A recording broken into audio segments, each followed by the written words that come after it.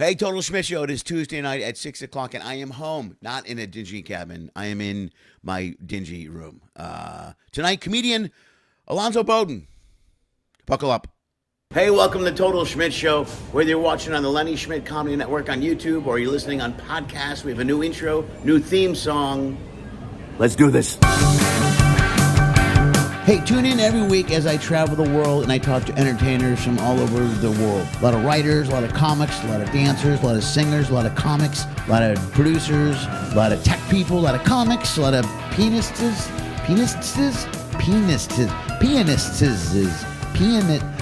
piano player type people.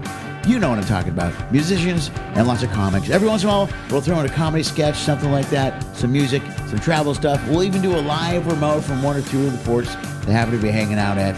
That's it. That's the whole show. Then I'm going to record it all and put it on the intraweb. Sometimes. Usually late. Always late. Maybe. I don't know. And weekly? Nah, maybe. Sort of. Either way, sit back, grab a beer, light a joint, and enjoy this week's episode of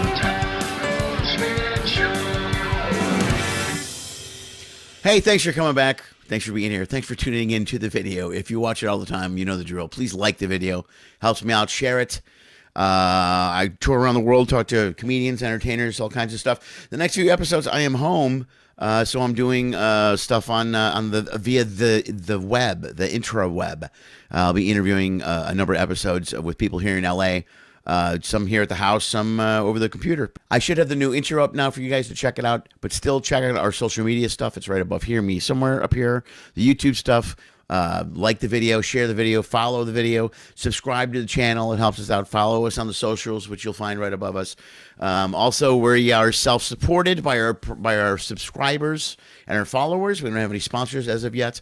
So there's a ticker that comes up every once in a while that shows you where you can throw some money at us if you want to support the show. You can even join as a Patreon member. You get some cool stuff every month. Updates, meetings, merch, free tickets, albums. All kinds of stuff. Today's episode, I worked with Alonzo Bodden a couple weeks ago in Las Vegas, and we didn't get a chance to sit down and do a podcast, but I talked to him about it then, and we decided we'd touch base now. And this is my talk with Alonzo Bodden. How you doing? I'm good, man. How are you? How was the trip up there? It was easy. Just, simple. Anytime you have a simple direct flight, a couple hours. Dude, that West Coast stuff is great because you just shoot right up and you're set. Yep. Let me turn this down. All right. Well, let's podcast, my friend. Dude. What the hell are we talking about? Dude, I don't know, man. You two, dude, it was good. I was looking at your website and stuff. How long is your tour? How long is this tour going to be? I noticed you had a podcast going until late last year. Did you stop a bit? Yeah, you start the tour? Go ahead. It just never. I did my podcast for 10 years. So it started out just, my first comedy special was called Who's Paying Attention? And are we recording? Are we on, by the way? Yeah, dude, I start right away and then I just edit in when I want to start. So, no, I don't want to waste the story. No, that's why I hit it right away, bro. Yeah. It was based on my first special, which was called Who's Paying Attention? And the idea behind that is that, news reporters, like, the news doesn't cover stories anymore, right? So comics do. We're the last unbiased voice, and by unbiased it means we usually don't like anybody and we think everybody's full of shit, right? So, right. So it started out at my podcast. I do stories behind the jokes and the bits that I did. Then I kind of, it's just whatever struck me as interesting, funny, or ridiculous in the news, and people seem to like it. And I never did a lot to promote it or build it. It was just something I did, and then I did talk radio for a while, which was a hell of a lot of work for, again, not a lot of people listening because it's a dead medium. It was a good idea, but only 30 years too late to be a afternoon talk show host. And I recorded a bunch of interviews from that I used on the podcast. And then I started doing videos for the Young Turks. And the videos get so many more hits. I was like, why am I wasting time doing a podcast? I'll just do these news clip videos. So I just started doing that. So, the podcast was cool. As you know, you're doing one now, and you've done them and seen a bunch. I don't know what makes a podcast catch on. One podcast has 400 listeners, and then another one has 400,000. Right. And it's marketing, it's luck, it's just that I don't know. So I just gave it up. Dude, I don't know what I started doing it during COVID because I was trying to find something to do. It was, I was going crazy during COVID. I didn't know what to do. So I'm 2 to 4 years behind the podcast game anyway, but I do it because I like it. I like to talk to entertainers, especially like when I recorded Fritz when I was in Vegas when we were working together. And I really like talking to comics and stuff. And especially like you said, one thing I'm noticing, the news thing is a great example because like when you talk about your podcast and what you talked about what you would talk about on your podcast, that's real news. Like any news you watch on TV is the manufactured crap that they want you to listen to and that's the agenda they're trying to shove down your throat that you're listening to. You actually have real news. You talk about real subjects and point of views when you do a podcast. So I started doing that when I started doing it, but you just never know what's going to hit. But I do notice this. I've been doing the YouTube shorts, and those are getting way more hits than anything. Like those tons of hits. Yeah, right. They get tons. I finally have a great social media person who's been cutting up and posting clips, and she literally social media, she quadrupled it in a year as far as number of followers and stuff just by doing tons of YouTube clips, Instagram live, and all of that stuff. It does work. I mean, that's where the viewers are now. The problem with news, and you're old, almost old as me. I don't know, old enough to remember when news became a for-profit industry. It lost the news, because now it's about getting ratings, and prior to that, it was about getting the news. Now it's like who can watch. And then the other thing is, and I used to always talk about this, I'd rather read the news than watch the news, because when you watch the news, they got 3 minutes to tell you absolutely nothing, right? A headline and then nothing. It's like the joke about local news, mass murderer on your block, details at 11. What the hell? What? Where? Arsonist in your backyard. Details tomorrow morning at 7. It's an old Seinfeld sketch they did at SNL too. That was funny, which is all just blurbs like that. But it's like reading a book as opposed to watching a movie. It's the same, you know what I mean? There's more detail in the article and stuff. Yeah. Like I spend a lot of time, I kill my time in airports watching and reading news off my phone constantly. That's constantly what I'm doing in the airports is watching and reaching news. It's interesting you get a social media person, man. That's cool. I was going to ask because I checked out all your stuff. Dude, I love your stuff. Is great. I'm doing all my stuff myself. It's a pain. It takes so much time. It's brutal. It's a lot of work. And it's also a talent. It's like, it's like marketing, right? And I've had a couple of people. The problem with social media, and I'm sure you've encountered this, is anyone can claim to be a social media expert, right? There's no, it's like being, hey, Lenny, I'm a manager. Really? What have you managed? What have you managed to do other than try to con me out of 10% of my money? Yeah, right. I should run your career, right? So, Beth with Mid-Coast Media, yes, that's a shameless plug because she's great and her company's great. She is actually very good with social media. And when I talked to her, I knew it because she explained to me the different ones and the demographics and how you market something, on Facebook versus how you'd market it on YouTube versus Instagram or whatever. And she knows her stuff. And it works when someone knows how to do it. So I'm glad to let her do it. And as you know, again, in this business, you have people who do different things. Some people are worth the money and then some people aren't. Right. She has proven to be worth the money. I remember back when I first started, Jamie Masada, and the Laugh Factory's been my home club forever, and Jamie's out of his mind, but I know Jamie, and he'll give you good info and crazy info and this and that. But he said something once that always stayed with me. He said, "Yeah, someone wants to be your manager, have them call NBC, because if they can't talk to NBC, then you might as well be calling them yourself." Like that's good. That's pretty good advice. Yeah.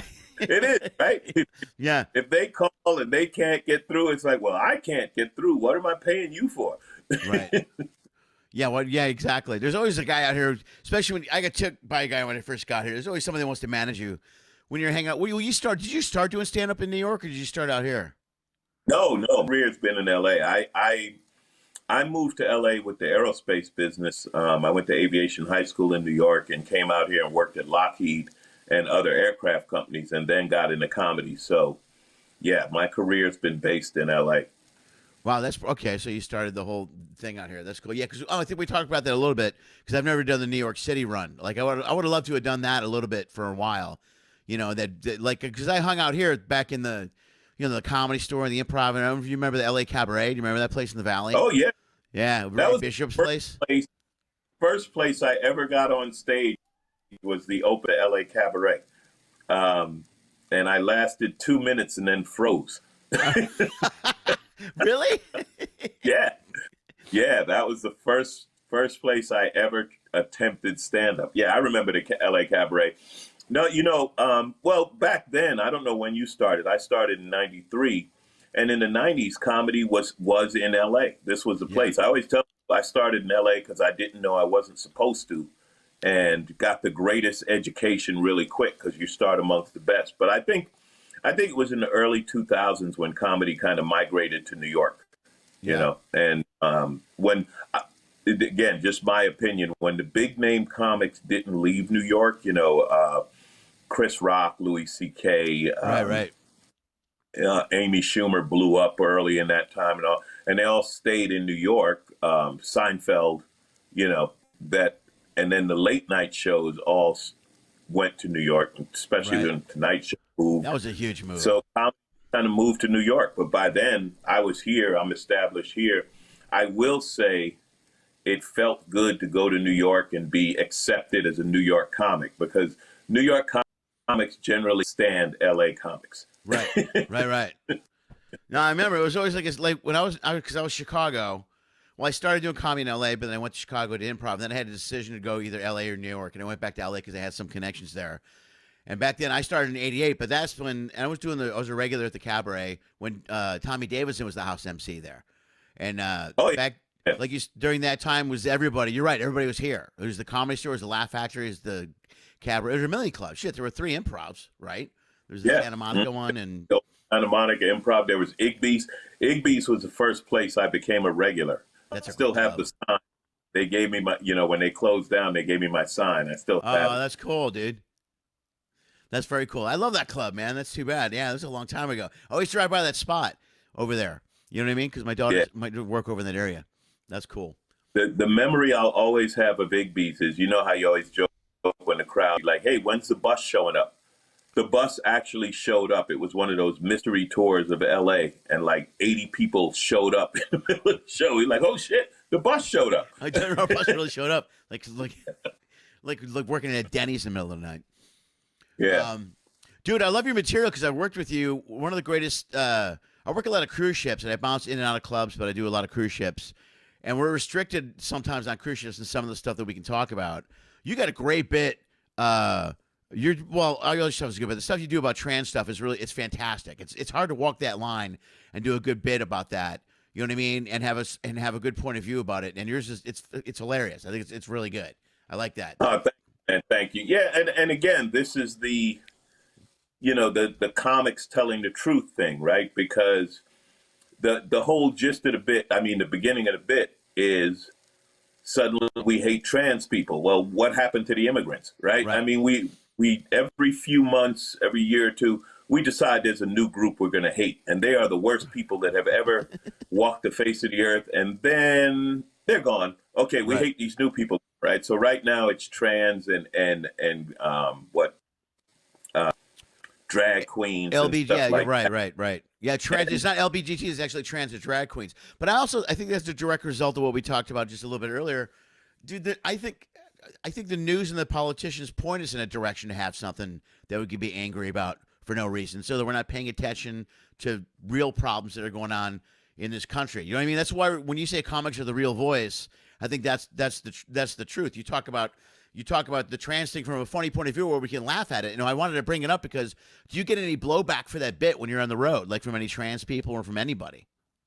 No, because I think probably the best compliment I get on doing my act is when someone says, "Yeah, man, I don't agree with you, but you were funny." Right. Like that. That's the best I get, right? Because no one's going to agree with you all the time, and I talk about it, how divided we become as a country, right? Everyone's polarized, so if you don't have their point of view instantly, then you're an idiot and you're no good and you're this and that and the other. And it's like, whatever.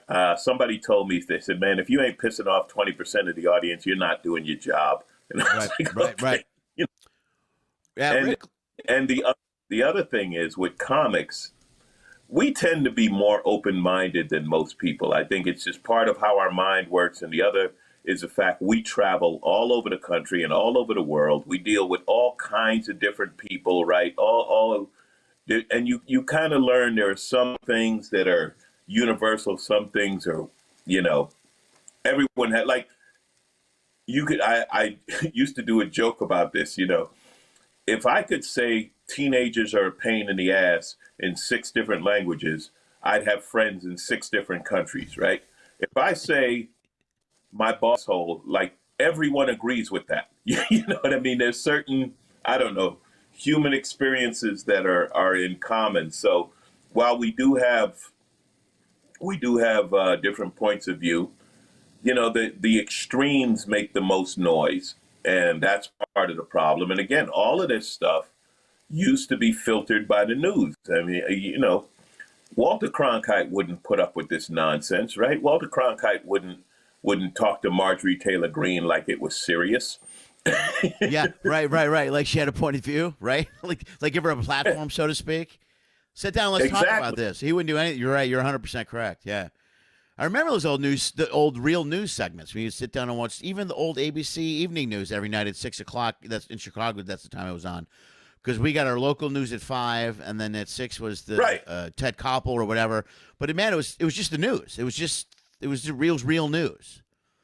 Well, people were more reasonable. It's like the whole pandemic and the vaccine thing. Since, like, at what point do and you've heard me do my whole bit about this, but you have doctors and scientists and all these people saying, yeah, this is a vaccine, this is this and that, and then just some random person like, no, that's fake, and people give that person credibility. Based on what? Based on what? What is your expertise? So these are the kind of things, and it's really funny because I guess us being the boomers, right? You do your daughters, an okay boomer and stuff. Right. We're the last ones to remember that. They don't have that anymore. Where I think it used to be. It's first I'm really thinking about it, so let me word it. But it used to be that common sense was the majority, and that's what we listened to. And now the crazy extreme is what we listen to. You've always had both. But we used to go with, I'm going to go with common sense. I'm going to go with my doctor rather than Bill. than Phil. Yeah, but it goes directly to what the bit you do about it's the internet. The internet gave all those people a voice. The internet gave, in fact, right out of your act is a line. There's a lot of us. There's a lot. There's a lot of stupid people. They go, we could beat it with numbers. That's a great line, and that's what happened. Was a bunch of people, because then they started saying things like, people say, or I know people who say, or there's no real fact or information anymore. But you can get away with it, and the politicians can get away with that a lot by saying some people say, because they're not directly saying that comment. Somehow that became acceptable. Yeah, and that's another. Politicians. They used to call them out for lying, right? Right. And then, can you imagine, Lenny? Imagine how easy school would have been with alternative facts. Yeah, I know. You could argue with a history teacher over why do you mean I have a D? Well, they didn't technically invade Poland if you think about it. What? Well, they rolled in. You know what I mean? You could argue it forever. Right. Well, according to my facts, what I heard Lewis Black said that once. He said, you got these facts and those facts. Whatever happened to facts? Just real facts. It's got to be miserable to be a teacher these days. I'm so glad. I mean, my kids are coming out of college now in that area. I can't imagine them being in grade school right now. Yeah, there is probably no more thankless position than being a public school. And again, one more time, it's where we're ridiculous, where we're banning books. Like these are things that, I don't know, 20 years ago would have been incomprehensible. Right. For Yeah. say, like if someone said, "Yeah, we're going to ban these books in elementary school," it would have been like, "What? Like what? This is the United States of America. We don't ban books." Like it would have been Right. incomprehensible, the idea that we're going to ban. But and again, it's the extreme. It's because and I was reading about this. It's okay for you to stop your kid from reading a book. It's not okay for you to stop all kids from reading a book. Right. And yet it is. It Right. is okay, right? And again, Ron DeSantis, it's all because he's not 6 feet tall. Right. That's all. If he were 3 inches taller, we wouldn't have any of these problems. He wishes he was 6 feet tall. He's taking it out on all of Florida. Is he really 5'11"? Is he really Look it up. 5'11"? Look it up. I'll look. Five. Okay. I laughed for days. He's 5'9". He wears lifts in his heels and high heel cowboy boots. And the reason they noticed it because they were like, "Why are you wearing cowboy boots in Florida?" Right. And then they noticed the built up heel, and they were like, "Oh, okay, little fella." Yeah, and again, you're a little shorty. 5'9" isn't short unless you wish you were 6 feet tall. Right. Right. And that's not going to fly very well when he goes into Texas on the campaign trail. You know what I mean? The boots with the lifts. They're going to look down on that a little bit when he's in Texas. Well, he's good. Dude, that whole party is insane because of the whole whatever. Don't steal the what is it? Steal the vote, steal the election, the whole whatever they have it's called there's a phrase for it. But because they're fighting with themselves over that. So DeSantis, you can't be. It's almost like you've reached a point where you can't be a reasonable Like I've never agreed with everything the Republicans said, but I respect sometimes that they had a different point of view. Now they say stuff that is just so far out because they're combating Trump and the Trump supporters. Well, I don't know if you remember Michael Steele. He's a black guy who be the head of the Republican Party. Yeah. I saw. Go ahead. No, I've gotten to know him a bit over the last few years through doing like podcasts and talking on his. He went on mine. We've talked. He's got a great sense of humor, really funny guy. Yeah. And he's the first one to tell you, like, the Republican Party's done. Like, he's like, this is MAGA. This is not the Republican Party. The Republican Party, the old, we don't want to pay taxes, right? Fiscal, what they call it? Fiscal responsibility, yeah. Social, like, basically, the Republican Party used to be, look, we don't want to spend money. We want lower taxes. They had a little bit of their religious rights stuff, but none of the crazy now. And he's like, this party is unknown. This party's insane. And again, they turned it over, and it's definitely related to Trump, but they've turned it over to the craziest members of the party. And like a joke I do, like the reason, what's her name, from Colorado, the reason Boebert is so upset is she thought she'd be the crazy one. And then Marjorie Taylor showed up, and she was Somebody like, crazied her? Not even close. She's like, oh, my crazy, I can't compete with her. Like, imagine, you thought you were the crazy one, and then the real crazy one comes in. Right. Well, you can imagine when I watched the last State of the Union address, and the first thing I thought of it was Marjorie Taylor Greene and the woman next to her. Was that Boebert that was yelling at the president? All I thought, I was just thinking like 40 years earlier. I'm like, would you see any of this 40 years earlier? Like people screaming at the president while he's giving a speech. I remember when they screamed liar at Obama and the whole room shut up and like, what was that? Right. Yeah, that's all gone now. It's I don't know what world we're living in. And the other funny thing is, if it's turned around on them, then you're a horrible person and this and that. Right.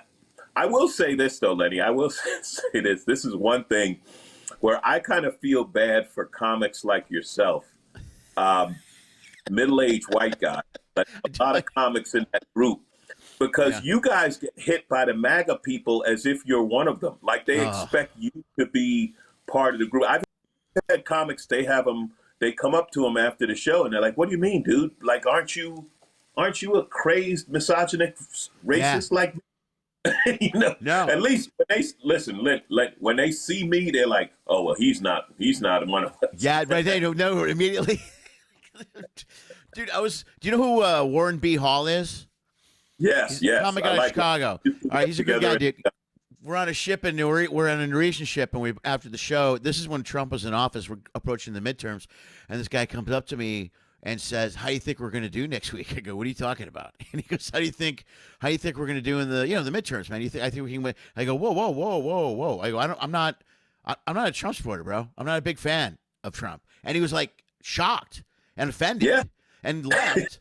And afterwards, Warren and I are having dinner. Hey, I'm like, "Man, dude, is there anything I do that screams MAGA? I just want to know. Is there like anything in my I'm very common sense, middle of the road, But you're right. The second, and I wear my daughters give me crap. I have like a USA hat and a flag, and they be like, "Good hat." I'm like, "Oh, thank you. I appreciate the fact you like my hat." But they immediately think that you're wearing the badge of honor and you're all over the Trump thing, and they're just they're insane. And then it's like a college pep rally. Roy Wood had a joke, and I'm doing it no justice. I'm paraphrasing it, but it was basically like, it's okay to see one American flag, but when you start seeing bunches of American flags, then Yeah. Start looking around. Where am I right? Am I good? There's a few too many American flags around here, so I don't know how they co-opted all of that. You know what I mean? Like the whole thing, the words like patriotism and this and that are trigger words that you're right-wing crazy. Right. Well, I blame the internet for almost everything. I mean, I blame the internet for a large 80%. When it first came out, I mean, I still think it's a beautiful thing, and it's this great thing how we can communicate and exchange information. But more crazies have bonded on internet, and more people have used it for the wrong reasons. That those words now we've become a bullet point, short attention span country too. So when you say the word patriotism, you think of one thing. You think of guns and someone in a field or whatever. I mean, and they've embraced those phrases and almost taken control of them to where they've taken them over, and nobody puts any real work into them anymore. Does that make sense? You know what I mean? Oh, absolutely. Yeah, the internet is. The internet is the best and the worst of us. Just like I said to people, listen, I love my country. I love the United States, but we are both the best and the worst country in the world at the same time. Right. We are capable of incredibly great things and generosity and leadership and this and that. And then we're okay with our kids being shot in schools every week. It makes no sense. And that's why when they talk about what's the future, your kids, and my friends' kids, if you're coming out of college now, if you're coming out of high school, man, what country do you have in 50 years?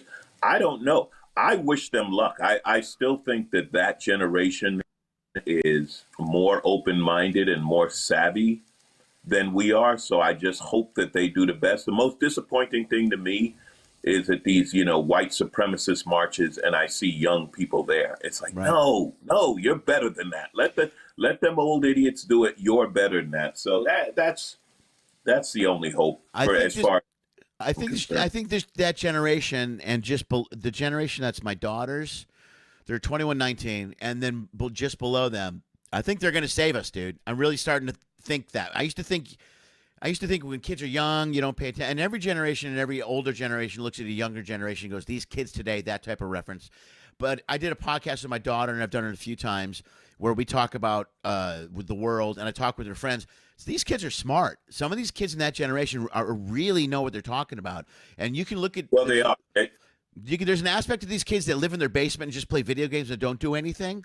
And parents are frustrated with them, but who's just as frustrated are people from that generation that make a difference. I mean, they really know what's going on, and they're really in touch with the world. So it's refreshing to see a 19-year-old be that much. I wasn't that aware at 19, as much as they are now. Lenny, I told them 2 specials. You can look back at my history. I told them 2 specials ago. You want a future? Start killing old people. It's what you got to do. Time, okay? I ain't saying kill your grandfather, but your grandfather's friends, they're in the way. Get rid of them. That's all. You want to own it. Define old. What starts old? What age is old? Hey, listen, when my number comes up, I'm okay with that, Lenny. It was my idea. Right. You're right. I said it. Okay. Dude, now I got more respect. Now you own it. I respect you even more. You're like, all right, just take me. I'm done. I've done my job. it really, I was just reading a thing about this wealth transfer that's about to happen and is happening. Yeah, and right. that the boomers, and now we're talking the 0.01%, right? The people worth hundreds of millions and billions of dollars are going to be leaving all of this money to their families tax free, Right. just widening the gap between Right. the haves and the have nots. And at some point, that's going to be, to me, I think that's going to be the breaking point. The separation of the haves and the have nots, the idea, like, so few people are so incredibly rich. I was just reading, I can't remember what car company it was, whether it was Chrysler. I think it was the guy who ran Chrysler Fiat when they merged or whatever. But he gets paid 650, was it 650 times as much as a worker on the line. Something crazy thing like that. Like he got like, no, it was more than 650. I don't know. No, I know what you're talking about. Right. That separation, back in the 70s when they claimed unions were too fat and workers were overpaid or whatever, the CEO made 30 times as much as a worker. Right. And now CEO makes 300 times as much as a worker. And it's like, it's going to break. It has to break at some point. Like a civil unrest, almost like a revolution within. No, you're 100. I agree with you 100% because the wage hasn't increased. Like the price of everything else has gone up, but your average wage, like they're always bitching about the minimum wage and everything. And I get it that you can't have the minimum wage too high and it's got to balance. But there's no reason any CEO should be getting 650 times. I mean, they're like that on every company. Every one of these big companies, these CEOs are making ridiculous amounts of money. So that 0.01% that you're talking about, it's this close to, what is it, monarchy, right? Where there's like there's the rich and the elites, and then there's the paupers. I learned a lot. Like one of the things I learned working on cruise ships is hanging in the crew bar, talking to people from other countries, and getting their perspective on what's happening in their world. I mean, it's opened my eyes because, a lot of the news I've gotten here has been just the stuff they want us to hear. So when you talk to people from other countries, you find out what's going on in other countries as far as, no other country has, most of the other countries, they don't have a big difference like that. You know what I mean? Like the workers, the amount of the money that you get paid to raise a family, knowing this is raising two daughters, raising a family is incredibly difficult now. Both parents got to work full time. There was a time when one parent worked and you could survive. Buying a house, now that's another thing. I was reading the same article you were talking about, but also the price of homes right now, this is the lowest it's ever been for confidence for any U.S. buyer to buy a home ever in the last 45 years. Nobody thinks that they can afford to buy a home right now, and they can't. It's impossible to buy a home for someone. Because corporations are buying those houses. First of all, that's something that's happening all over the country. Corporations cash to buy houses, right? That's something that's never really happened before. And then the other thing, like you said, if you're starting out, I mean, listen, I got my house because, as you know, in the entertainment business, on occasion we get lucky and we get a big fat check. I got a big fat check in it to put a down payment on a house. But if you're working and saving, LA, California, it's not going to happen. You can't unless you have some, super high paying gig or career. You're not going to work and pay. A friend of mine, she just bought her first house in Tulsa, Oklahoma, 3-bedroom starter home, whatever. It was like $250,000. And I said, yeah, that's a down payment. Right. Yeah. That's, right. That's a down payment. If you live in California, $250,000 is a down payment on a house. How are you going to save up that money? And that, so people have to go to these other cities, not knocking them. I mean, it is what it is. Right. But, and again, this is where you get into the wealth transfer, right? Because your family doesn't have a home to leave to you. Because that's how a lot of people get their first house, right? It's the family, leave it to you, or you sell it and the 3 kids each get a down payment, but if you're not in that, right, man, that's a tough one to crack. And it used to be, if you had a job, I mean, even like say 1980, when I started at Lockheed Aircraft, if you worked at Lockheed Aircraft, you could family. That was it. That was one of those jobs, right? You build airplanes, you buy a house, you buy a car, blah, blah, blah. Now, I think when I started, I made $10 an hour. So say my base was $400 a week, and my rent was like $510 a month. Right. Now, even with a $15 minimum wage, so now your base salary is $600 a week. Rent starts at $2,000 a month. Right. Right. Yeah, I just got a place. I mean, we just moved here, and I got a good deal in a place. But my daughter now, she's looking at places. She's 21, so she's looking at places over in the hills, in the Hollywood Hills. Or we went to dinner last night. She's like, "How much are these places? How much are these places?" And we're checking, we're looking. But yeah, you can't. A studio. There's a studio down this hall. A buddy of mine is looking at a studio just down the street from me. $1,900 for a studio in the valley. Right. In the valley, by the way, which is ridiculous. And John, John Campanera, he had one of those houses. John had a series. He had one season, The Good Life, on ABC, and he had bought a house. And we used to go there and watch football games. And he called it the house that ABC built. That was the one. It was the same deal. When you got one big deal, he's like, "I'm buying a house," and that's what he did. And I would have moved out of here. I would have moved out of LA probably a year or two ago if my daughters didn't want to. They came back here and moved in with me to go to college. Otherwise, because I travel so much, I could live near any airport. But buying a home or living here is insane. I was looking in Scottsdale. I always loved that. Oh, that's nice. I was looking there.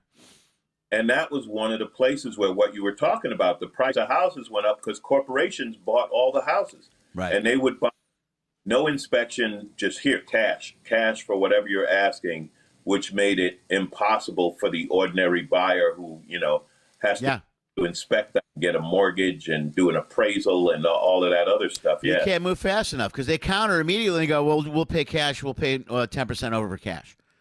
And right. It's a done deal. And you're just like, oh, okay, all right, I'm out. Well, let me see if the bank. Oh, never mind. And then you're screwed by the time you get there. Which leads me to my next premise, Lenny. These crazy mask shooters, you're shooting the wrong people. Listen, you want to shoot a bunch of people? Go to a corporate boardroom. Go to a bank meeting. Why are you up innocent people? Listen, you're going to kill yourself anyway. Get rid of some people we want to get rid of. Right. Just saying. Shit, that's a great point of view.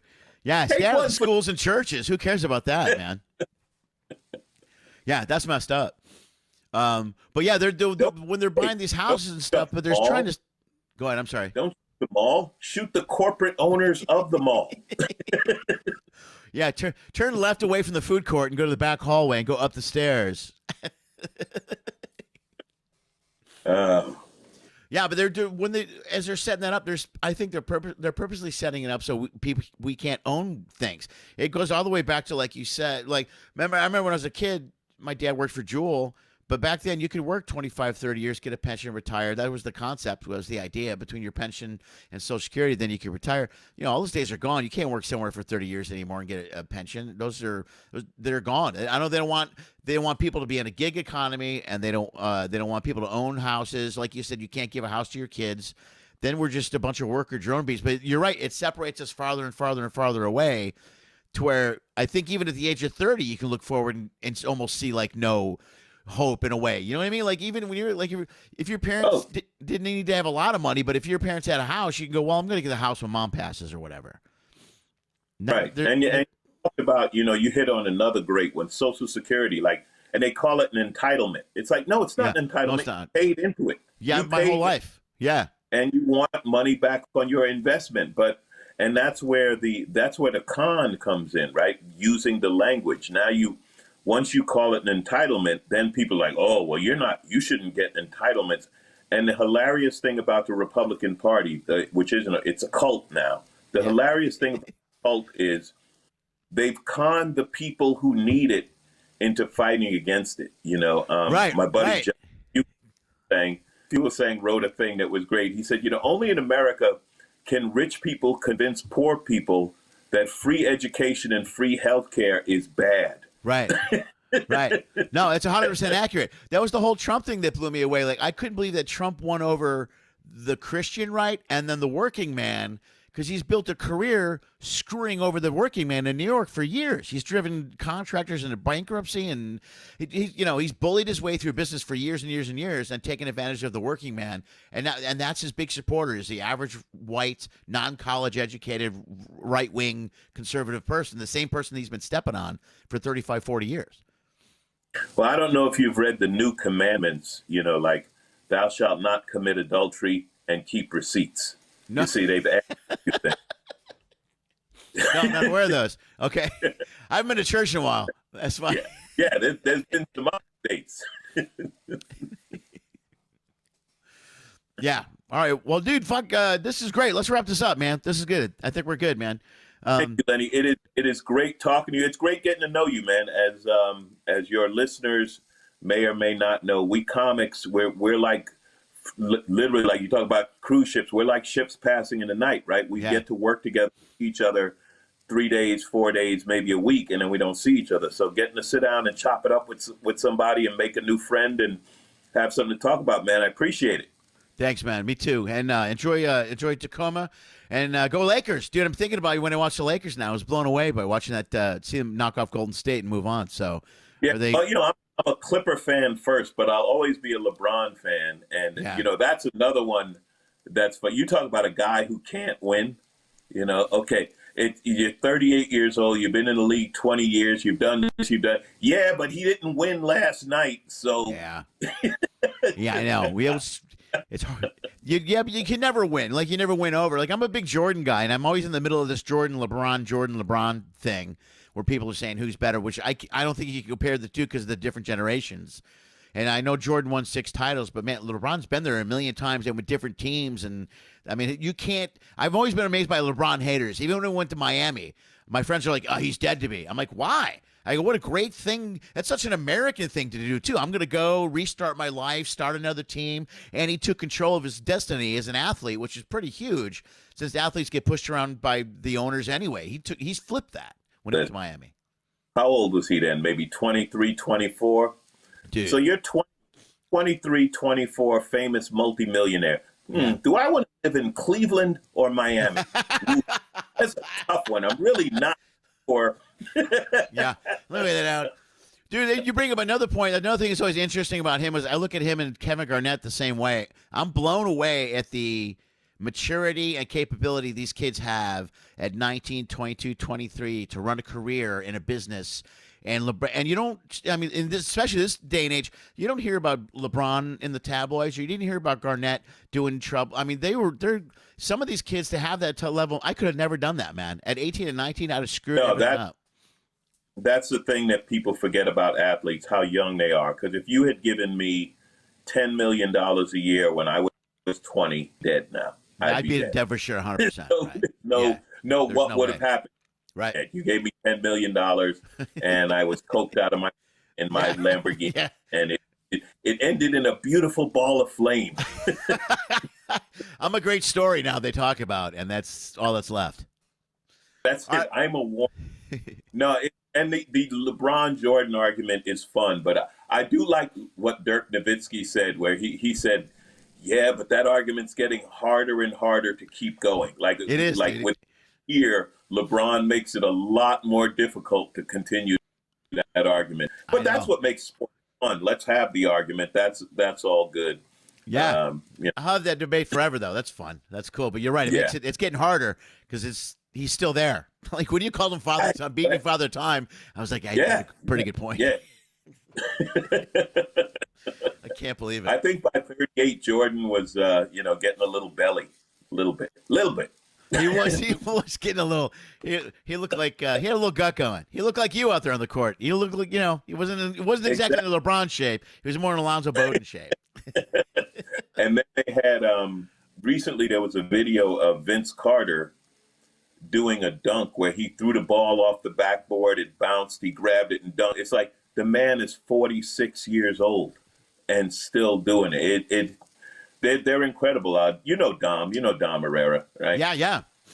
And Dom, he's a huge fan. And he said one time, he said, listen, man, these guys, they're all freaks of nature. They're so athletic. Yeah. You can't compare an ordinary human to a pro athlete. They're a different species, Right. So. Well, so you see in life, I used to host a show at Swanee's, the old Comedy Underground in Seattle. And they used to do a Monday night gig, and the Seattle Seahawks would come in for a promotion. They were like a bunch of players and cheerleaders.